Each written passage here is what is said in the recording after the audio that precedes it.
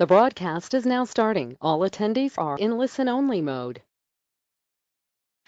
Good afternoon, ladies and gentlemen, and welcome to this IT governance webinar on managing cybersecurity and privacy risks with inadequate resources. I'm Alan Calder. I'm going to be your host for this afternoon. My background, for those of you who've not been on one of our webinars before, is not in technology, but in general business. I wrote a book on implementing an information security management system with Steve Watkins some 20 years ago, which is about to come out in its 7th edition. A number of other books, but they led to the creation of IT Governance, which is now a leading provider of cyber risk and privacy management solutions.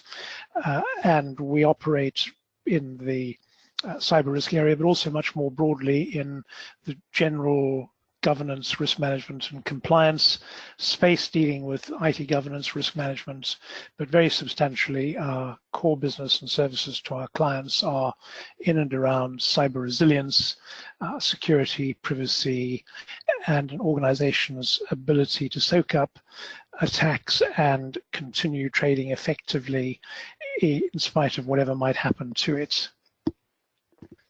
I'm going to be talking today about cyber risks, identifying and prioritizing cyber risks, what effective cyber risk management really does look like, the resources that a cyber risk management team should have access to, and cyber risk is an increasingly complicated and complex area, and so the skills that one needs access to are continually growing and extending.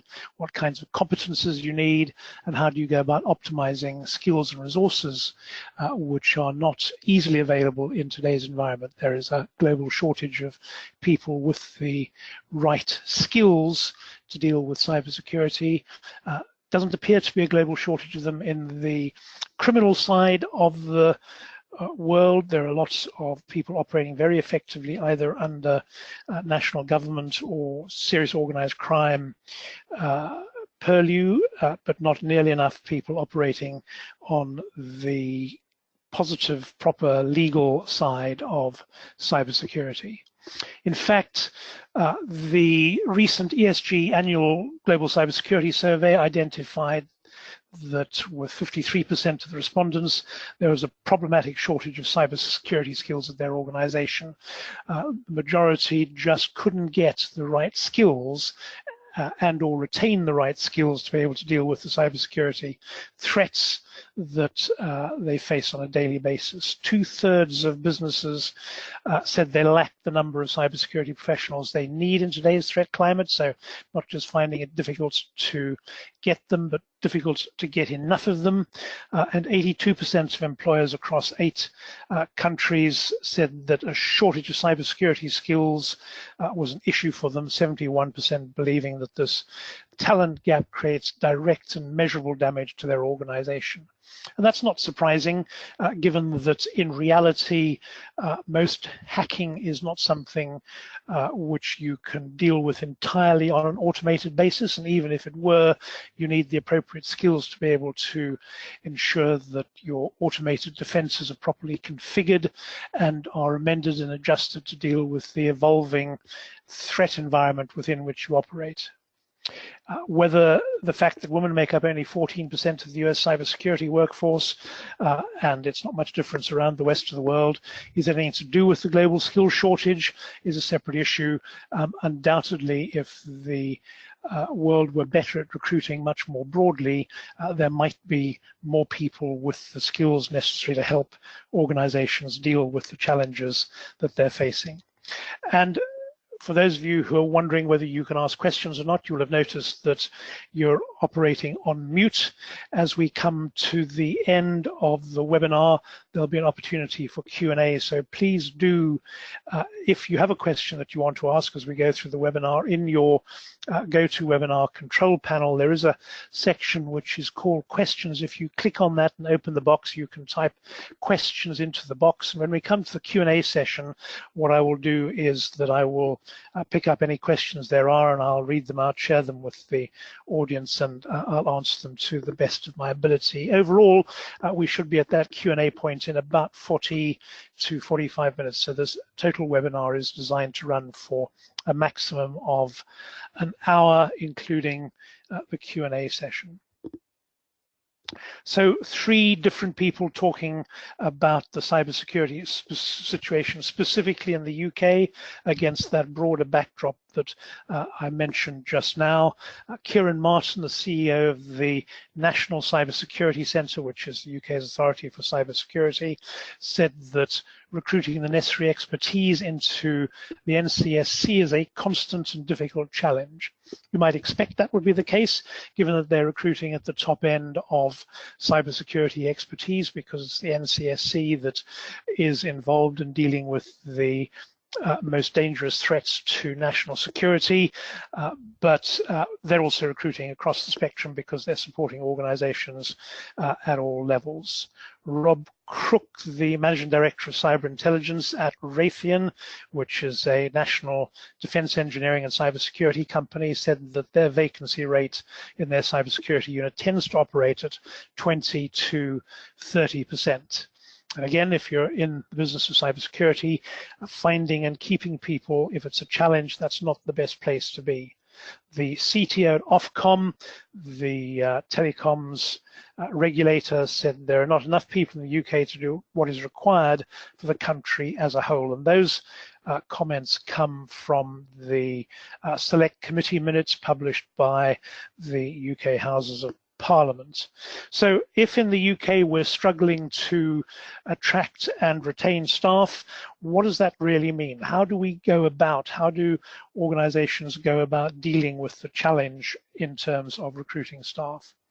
Well, obviously, recruitment packages, employment packages are very, very competitive. Salaries go up on a regular basis. You can see that for many people with cybersecurity skills and competences, salaries are now pushing up to the kind of levels that you might have thought would be restricted to the financial services sector. That's not surprising, given that to get to be a competent cybersecurity person, you've probably done 1 and maybe 2 computer science degrees. You've got a significant element of practical experience stretching back years in terms of finding ways through increasingly complex and effective defense systems.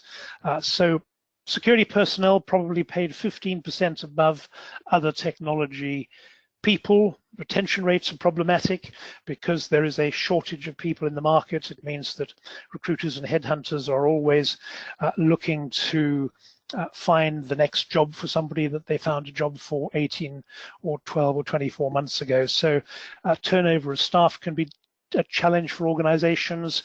The opportunity to grow your career quickly by moving on inside the sector can be tempting for people.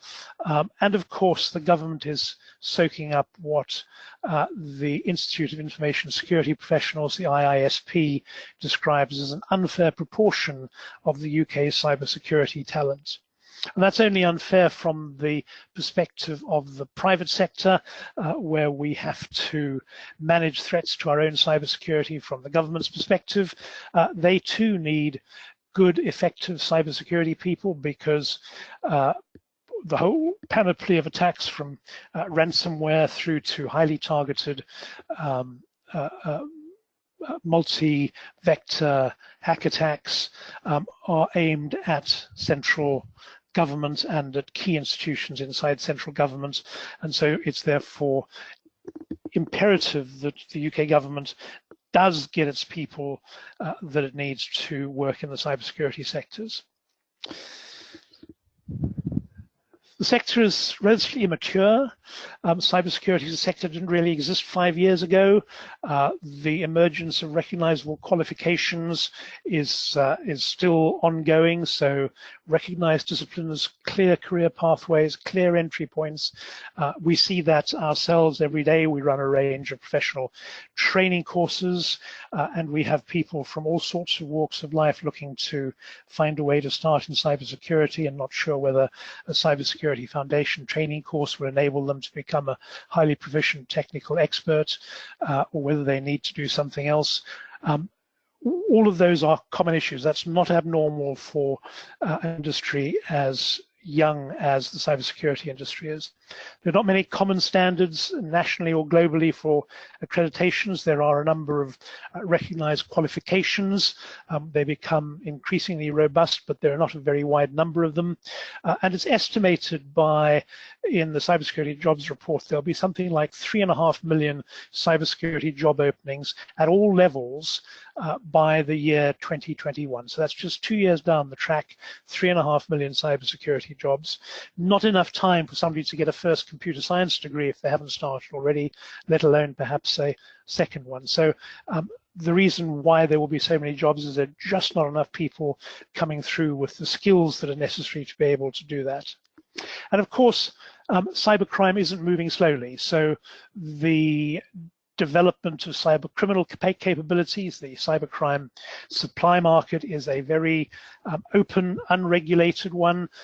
As you might imagine, there are no written contracts, there's no regulatory activity, there are no rules about how you protect personal data or what's allowed and what isn't allowed. It's a sector in which if you have skills and you can stay out of jail, you can successfully sell those skills, you can get rich quite quickly. So cybercrime is growing extremely quickly, but it's not just cybercrime. You've also got cyber attack activity growing under the direction of nation states. Most countries have got significantly well-developed cyber attack capabilities, and so that means that because that's kind of interesting, it's well paid, you get to do all sorts of things that you might not otherwise be able to do with the certainty of being protected by the government. There's a significant number of people who find their way into those kinds of environments. So from a private sector point of view, the real challenge is laying your hands on people who can help protect you against the growing number of attacks that there are. McAfee did a recent survey, published the results of the basic question: has a shortage of cybersecurity skills had a negative effect on your organization? And they spoke to companies across the first world, so Australia, France, Germany, Israel, Japan, Mexico, USA, fairly widespread, geographically widespread, size of economies substantial. And the answer was that 35% of organizations can't maintain an adequate staff of cybersecurity professionals. Some 33% know they're a target for hackers, and they're a target for hackers because of the size or strategic importance of the organization or the quality of data which they hold. They might be part of the critical national infrastructure, but they know that they're a target, and they know that they're also partially a target because they don't have strong enough and sufficiently advanced cybersecurity defenses. As you may well be aware, it's not unusual for cyber attacks to be focused on those organizations that have vulnerabilities rather than on those that don't. 25% of organizations know they've lost proprietary data as a result of cyber attacks. 22% have suffered reputational damage, and 17% have had a reduced ability to create new IP for products and services. There is, of course, now for organizations as well, the possibility that a cyber attack is also going to lead to a significant regulatory challenge. If you're operating in an environment where the GDPR applies, you could face significant fines. So two of the recent fines: British Airways, £189 million for a hack which lasted some 4 weeks or so, and in which the data of 500,000 of its customers was collected and exfiltrated. And Marriott Hotels, who buying a company that had been hacked. Marriott hadn't been, but they bought a company that had been hacked and failed to do their due diligence to discover that it had been hacked, and consequently picked up a £99 million fine. Of course, both of those are currently still in the intent to fine stage. That gives Marriott and BA a chance to lodge an appeal, but the expectation is that that's the size of the fine that will come through. So you suffer damage, you lose intellectual property, and on top of it you get a significant fine, and on top of all of that you still have to find a way to get yourself secure again, because the regulator won't accept that the shortage of cybersecurity skills is a good reason for why you're hacked. The regulator's position simply is that you have to secure the data that you have. So how do you resource a cyber risk management team? What does a team look like? How do you go about attracting people?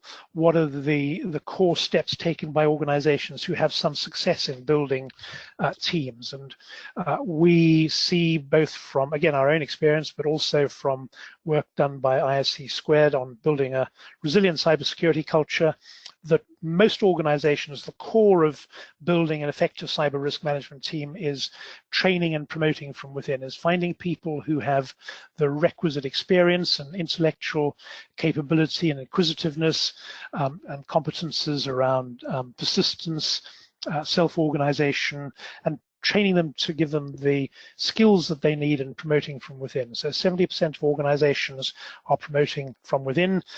Most of those organizations also hiring certified security professionals from outside. Certifications obviously are a way of people demonstrating that they've got the necessary skills. Clear job descriptions when hiring.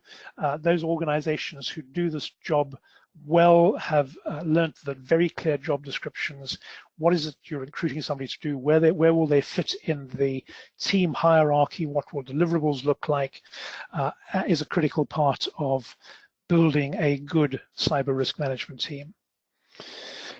There are a number of ways that organizations recruit. Direct recruiting through the internal HR section, and direct recruitment has become much more widespread through the use of, for instance, LinkedIn and other job boards, but cybersecurity professionals are much more likely to be recruited by operating through recruitment agencies. Many cybersecurity professionals don't enjoy hawking themselves around the market. Nevertheless, 48% of people are recruited by the internal HR function, 39% through professional networks, 35% through diversity programs. And diversity programs, particularly in the US, where it's a well-established route for building competence inside an organization, can be a big contributor to building out the cybersecurity workforce. Third-party recruiters, I said just now, sometimes recruiting tools, but typically third-party recruiters going out, searching through their networks of people that they know looking for a cybersecurity technician who will meet a particular skill set. Employee referral programs are increasingly effective. It's not unusual for a good cyber security technician to know a number of others, and rewarding people for encouraging their friends to apply for jobs is a very effective method of acquiring the necessary skills. Internships is a long-term way of uncovering talent, taking people in both during their university or shortly after their university period for internships, paid or unpaid, gives them a chance to work in a professional environment, but also gives you a chance to identify people at an early stage who you might wish to encourage to join your organization.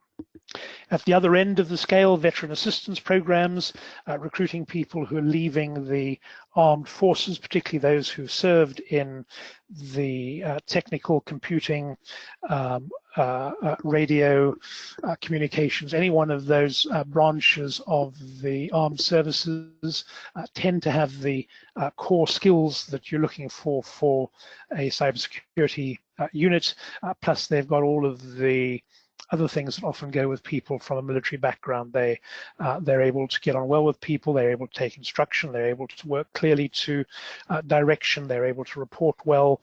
So it's a very effective route for recruitment. The key areas, of course, when you talk to any organization that's been successful in building a good cyber risk management team, is that they are hiring smartly. They're identifying the right kind of people at the right stage of their lives.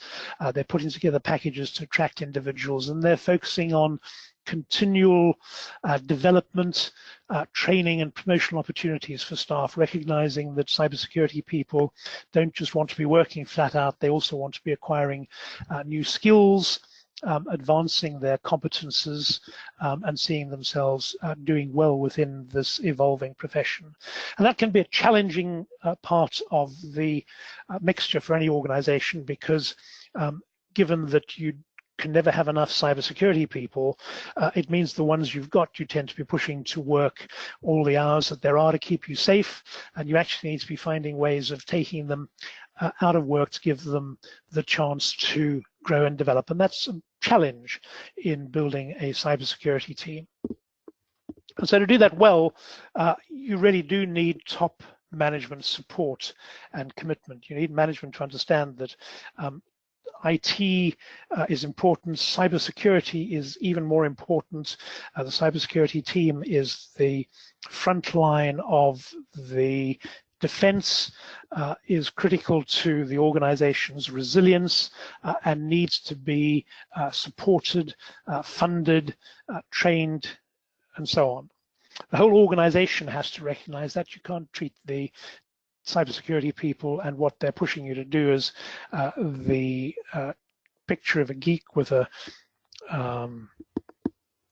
pizza in a basement. Cybersecurity technicians are highly skilled professionals. The organization needs to recognize that. But the organization also needs to recognize that security and privacy are linked. They are two parts of the same role. You're protecting the security of the organization against cyber intrusion, you're protecting all of the assets, but you're also protecting the privacy of people both inside and outside the organization. And a security breach is a privacy breach. How the organization goes about dealing with those threats is going to be driven by its own business objectives and its own assessment of what the risk to those objectives are. Not every organization will have exactly the same approach to risk. The part of the point of what happens with an organization is that some will be more open to risk than others, will take slightly more significant chances than others, and that's a perfectly normal situation. Cybersecurity professionals have to recognize that in one environment the vulnerabilities will be bolted down so that there is not a chink of light, and that in others the decision won't be to be quite so serious because the organization has a different risk appetite. And so there is a give and take between cyber security people and business people, which is an important part of how cybersecurity is managed in any organization. But however it's managed, best practice, access to best practice, ongoing training and development, continual improvement of the cybersecurity program, preferably drawing on the growing body of internationally accepted competences and standards, is an important part of enabling an organization to deal with its risks in a way in which enables it to operate within the broader frame of its customers and its supply chain. So that's really enough about the challenge of recruiting and retaining a cybersecurity team. Let's talk a bit about what the key elements of a cybersecurity team might be. Who do you need in the team? What are the kinds of things that you have to be able to deal with? FireEye published a useful graphic which identifies the range of issues which a cybersecurity team is typically dealing with. And the core issues, sorry, not the core issues, the issues are, first of all, analyzing what has to be dealt with, what are the risks that we have to deal with as an organization, what's the threats that are going to turn into risks, how do we reach out into our general environment to identify threats in advance of them materializing so we can begin to think about how we develop our defenses to deal with them, and how do we use technology to enable our cybersecurity defenses to work effectively? Those are the three core questions that a cybersecurity program has to be answering. And to answer them effectively, you've got to start with a governance, compliance, and organizational program that ensures that there is oversight, there is adequate funding, and there's appropriate leadership for the cybersecurity team. You've got to recognize that part of the role of your cybersecurity team is to protect data, to protect personally identifiable information, in the US we would identify it, or personal data as we call it in the EU.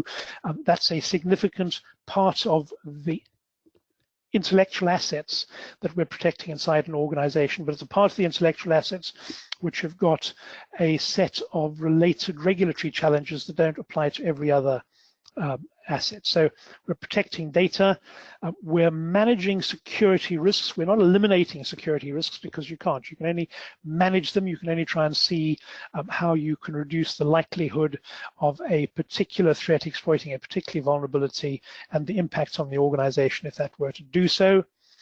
You've got to be thinking about who has access to data, and you see more and more organizations going through that right now. You'll see a shift over the next few months to one-time passes or one-time identifiers by banks dealing with credit cards. You'll see a growing shift to different forms of identifying who is authorized to access information, who is authorized to carry out certain functions or activities, and that's driven by the reality that across the internet it's quite easy for people to pretend to be who they are not. So identity and access management becomes an ever important part of the puzzle, and the typical 5-8-letter password isn't the solution to that. You're going to be breached, and so alongside security awareness training, the training that you need to be giving staff to make sure that they can spot a phishing email, and you need to be repeating that kind of training on a quarterly basis because phishing emails change and people need to be aware of them and what they look like. As the phishing emails change, as staff awareness changes, you want to have people who know what they look out for, who know what to do if they make an error, who to report it to, and a cyber incident response team who can respond quickly to and deal with incidents. The press over the last months has been full of reports of organizations who have been hammered to one extent or another by a member of staff clicking on a link, a malware carrying link in a phishing email, which has had the opportunity to spread across the network. So a city in Florida, which had to pay some $600,000 to get its computer systems released by the hackers because of the ransomware. Similar incidents happened in many cases. One or two very large organizations who, as policy, refused to pay hackers have spent tens of millions of pounds completely rebuilding and restoring their IT systems after a successful ransomware attack. So the combination of staff awareness training driven around how to ensure that your staff can't be exploited, linked to cyber incident response processes, which also have to have an element of staff training built into them to ensure that when things go wrong, you're able to identify them and respond to them in an appropriate time frame. But you've got to do much more than just train staff. You've got to, as you tackle the range of technologies and you look at how you enable defenses in the technologies, you've got to look at where your data is. It's on the network, it's perhaps in a data center, it's perhaps in the cloud.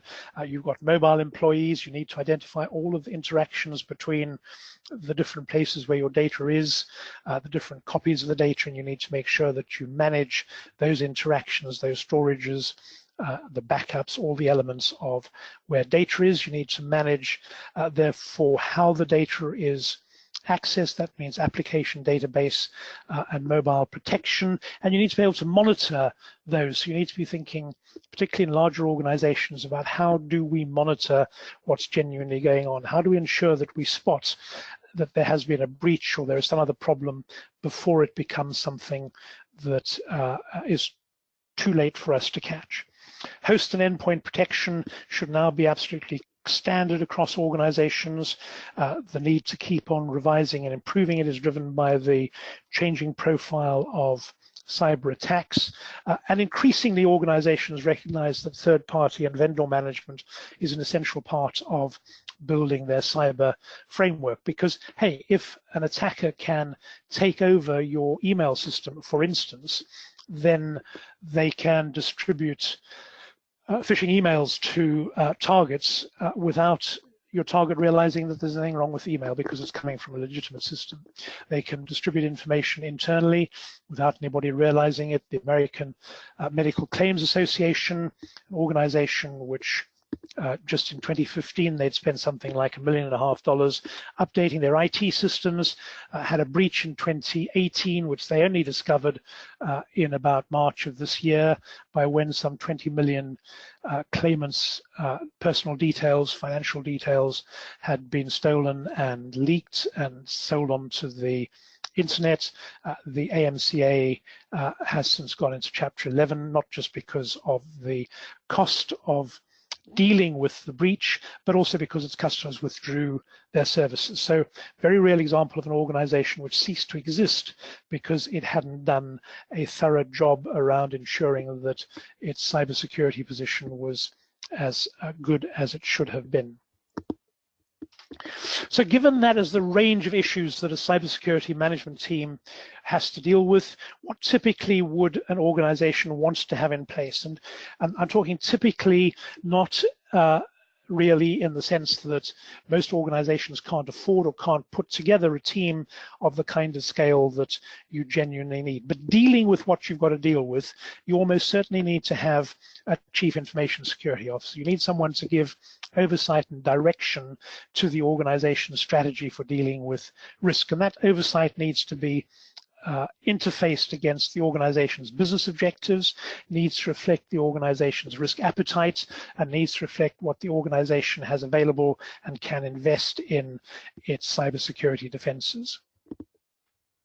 You probably need a project manager, because deploying and running an ongoing cybersecurity capability means that there are a number of projects which you're having to put in place and operate. So you need to manage those projects effectively. And the projects start with the day-to-day assurance activity. Are things working as they should be doing? Are the processes operating as they should? Are our systems configured as they should?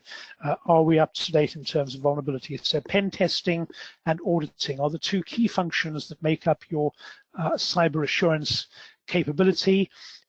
You need a range of pen testing skills, people who can test both internally and externally, who can test devices, mobile devices, test internet-facing technology as well. So your assurance function. Then there's the implementation function. You're going to be deploying at different stages, different technologies as part of your managing your response to the threats you've identified. So you need a risk and threat analyst. You need somebody who can identify what is changing on a day-to-day and week-to-week basis, the new vulnerabilities which have been identified, what the attack profile looks like, what you need to be doing to dealing with that. And quite often you might be looking at threats which affect your supply chain or your customer base. They don't immediately affect you, and your risk and threat analyst role is to work out how those might impact you and begin identifying the steps that you should be taking to deal with them.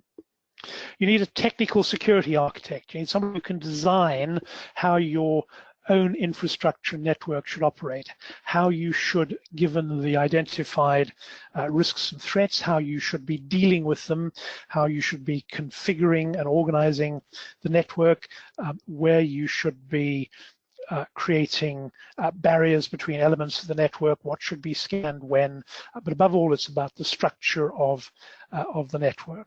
You need somebody who can deploy that technical security architecture. So you need security engineers, people who can work on servers and on workstations, security engineers who can work on incidents and event management, who can work in the security operations center monitoring what's going on. And of course, you need somebody who can write the policies and procedures which go with an effective implementation. And policies and procedures need to be written not just for the technology team, but also to work through the rest of the business. So you need to be able to write policies which are comprehensible across the business as a whole, and which enable people to understand that, hey, if you have this kind of an incident, this is who you report it to.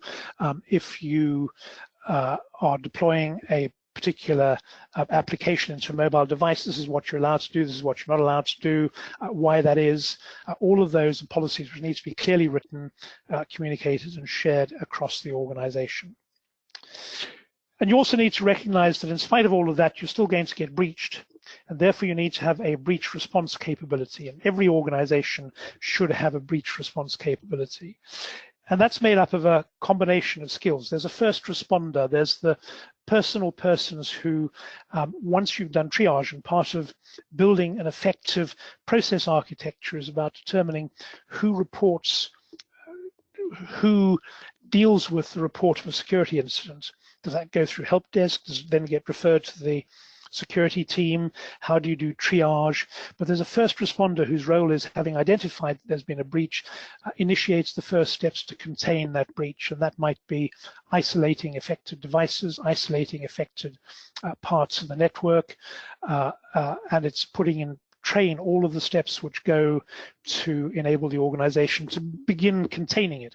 That could include triggering the emergency response plan, could include triggering an escalation to a pre-planned continuity capability, but it's the role that's dealing with the initial response. Sitting alongside that role, you almost certainly need to be deploying a legal advisor. If you've had a breach, it means you've probably broken a law. If you've got personal data that's been affected, as you probably have, you've almost certainly got legal issues that you've got to deal with. There may well be legal requirements about how you go about responding to the breach. So a legal advisor who can provide guidance on what you're doing step by step, and who can help you ensure that you're reporting, if you have to report on the breach within the guidelines and timeframes that you have to do so, is an important part of your first response team. You probably also need a forensic investigator. The forensic investigator is going to have significantly advanced skills, because it's the investigator who's going to be able to identify exactly what the attack was, how the attacker got into the system, what has been deployed, how it spreads. All of those are issues which need to be resolved as quickly as possible, because you've got to work out a plan for dealing with the specific attack. So your response team made up of at least those kinds of capabilities. Project manager, of course, is going to get involved then as you begin dealing with the second stage of your response, once you've isolated the attack and you begin looking at how, as an organization, you get yourself back up to business as usual. You might have evoked an emergency response plan so that you have a pre-tested set of continuity activities going, so you're providing services at a minimum acceptable level to customers while you're busy getting the rest of the network through a recovery phase and back to business as usual. Project manager's role in that usually pretty essential.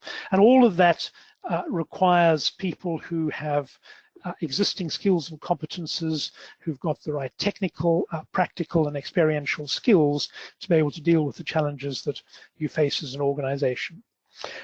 And the reality is that for most organizations, even very large organizations, building a cyber risk management team with the necessary skill sets is very difficult.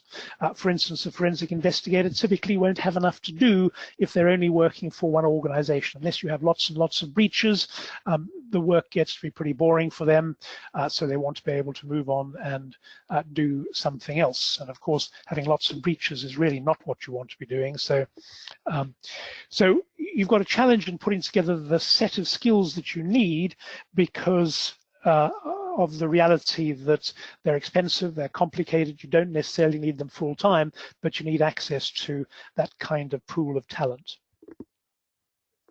You also need to be thinking about how, as an organization, do you build genuine resilience into the operation.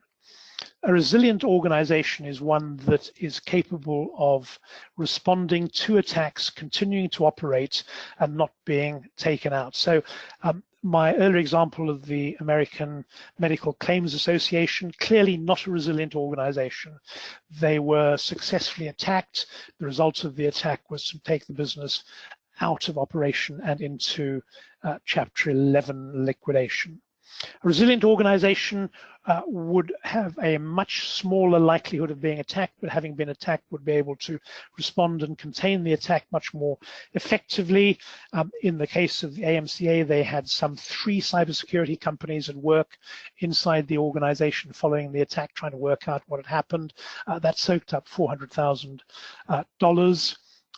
And their basic answer was, don't let anybody do anything, which is quite an expensive decision to be made for $400,000. So you need to have a resilience capability that ensures the organization can cope with that kind of a shock.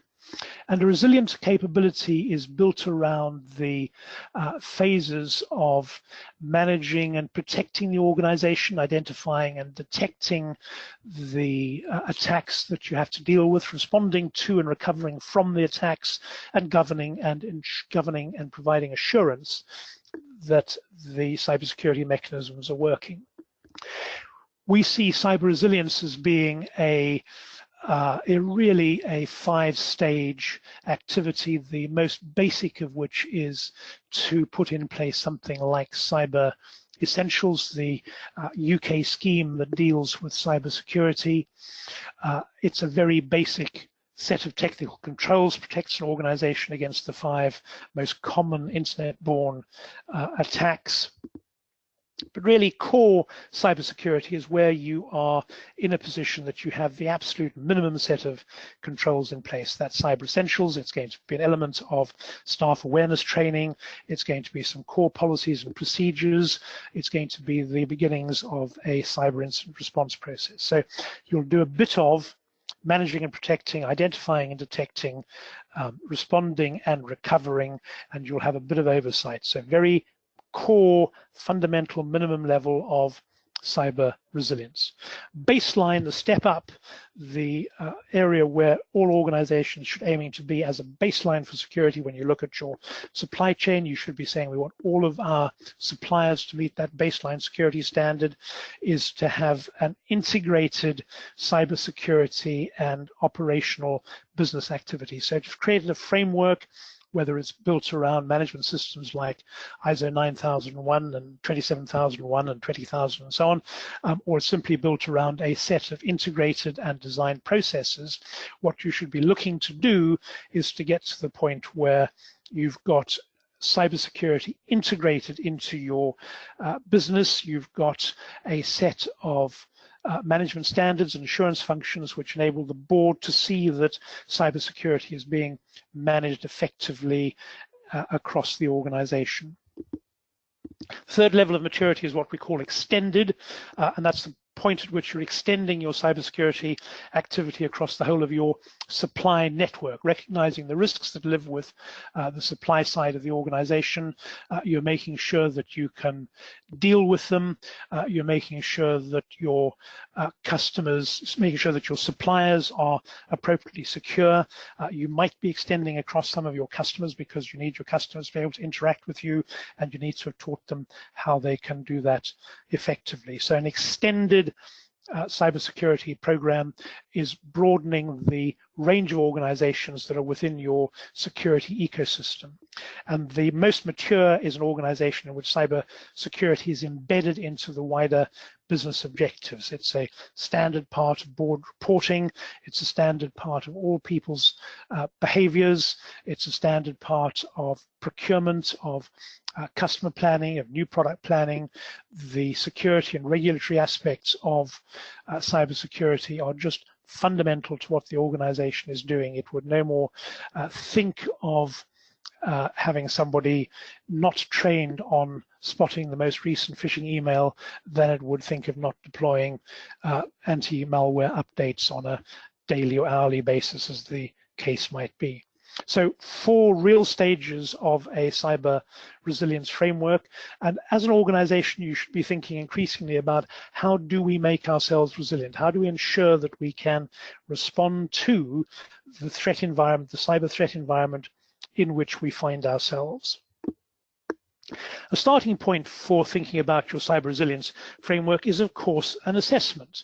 That's a very sensible and logical thing for an organization to do. You could do a cyber resilience assessment yourself.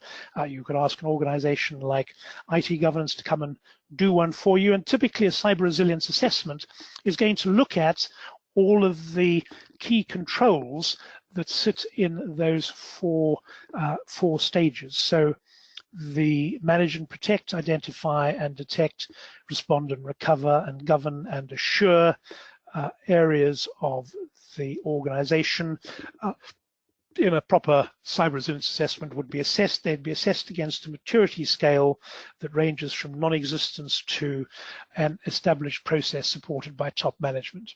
And we typically find when we're doing these kinds of cyber resilience assessments for organization that there will be a number of processes which are supported by top management with embedded controls, and there will be others which are non-existent, and it will reflect a combination of the regulatory environment within which the organization has operated, the type of risk appetite the organization has had, and the maturity, of course, of the organization. It should go without saying that any risk assessment, any cybersecurity risk assessment, resilience assessment will also look at compliance. Compliance is kind of basic. So if you're processing payment cards, you need to be PCI compliant. If you are an EU-based organization or somewhere in the world processing the data of EU residents, you have to be GDPR compliant. If you're part of the EU critical national infrastructure or an internet platform business, you need to comply with the Network and Information Security Directive. If you're supplying the UK's National Health Service, you need to be compliant with the DSP toolkit. In other jurisdictions, typically we would add to this, for instance, HIPAA, GLBA, we might have state level regulations like the New York Department of Finance Security, the CPPA, in California, a range of other areas to which you might need to be compliant would be part of that basic, are you meeting your legal and regulatory compliance obligations? And then we'd be looking at the extent to which you have in place the controls that go with the 4 resilience stages. And mostly we draw on existing security frameworks to identify those because they have the benefit of being internationally recognized and developed on an ongoing international basis. So standards like ISO 27001, the National Institute of Science and Technology's cybersecurity framework, and other such standards are all useful standards that can be drawn on and against which we assess controls in a cyber resilience assessment. Typically, a resilience assessment can take a number of days, it can take a number of weeks depending on the size and complexity of the organization. But what it does do is give an organization a snapshot view on a very thorough basis of exactly where it is in terms of being able to handle the range of cyber security threats that it has to deal with.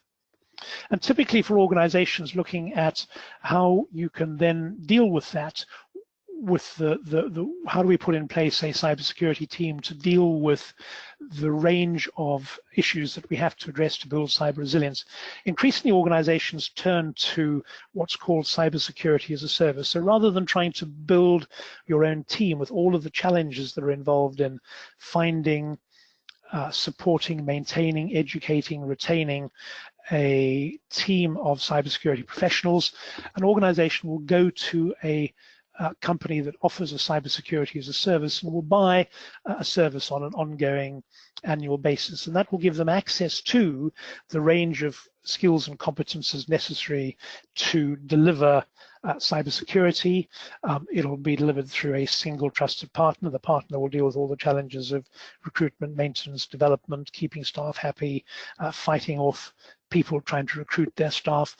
But it will be a pragmatic, practical way to address all the necessary aspects of information and cybersecurity, as well as the broader governance, risk management, and compliance requirements of a cybersecurity framework.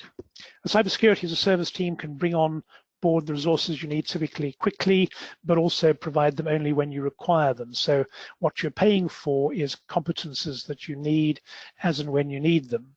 And that means that you can usually get better security, better cybersecurity at a lower cost and with lower hassle than if you try and build your own cybersecurity team. So cybersecurity as a service should deliver the right people with the right experience in the right place and at the right time to enable you as an organization to get on with doing what you need to be doing.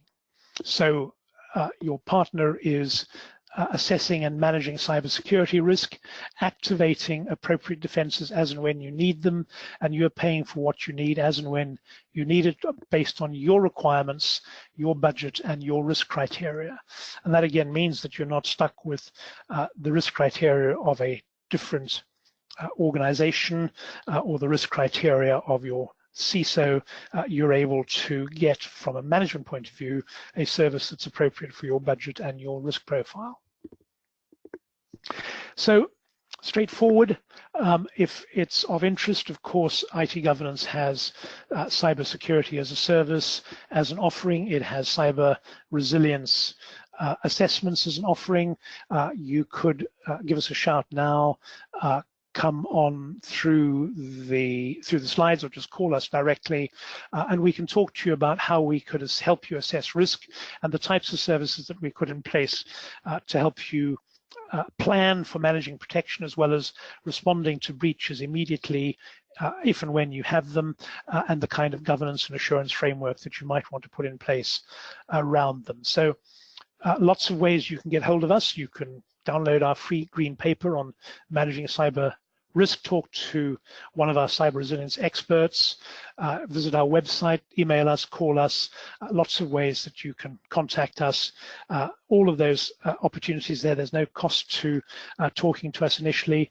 As I said, we are an organization that helps organizations address, plan for, and then recover from breaches in a way that enables the organization to get on with doing what it's there to do. And ladies and gentlemen, that brings me to the end of what I was planning to say to you today. So we have a few minutes left for Q&A. Just to remind you, if you have any questions, there is a question function in the GoToWebinar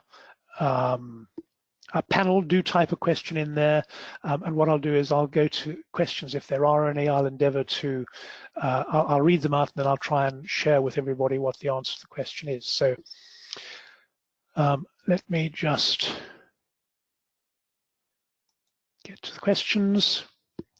Would I agree that the gap between information security, cybersecurity, and data protection is narrowing, and they're all becoming one? As someone in the data protection space, what level of cybersecurity skills would be necessary without having to be a cybersecurity expert? Yes, I would certainly agree that the gap is becoming very, very narrow.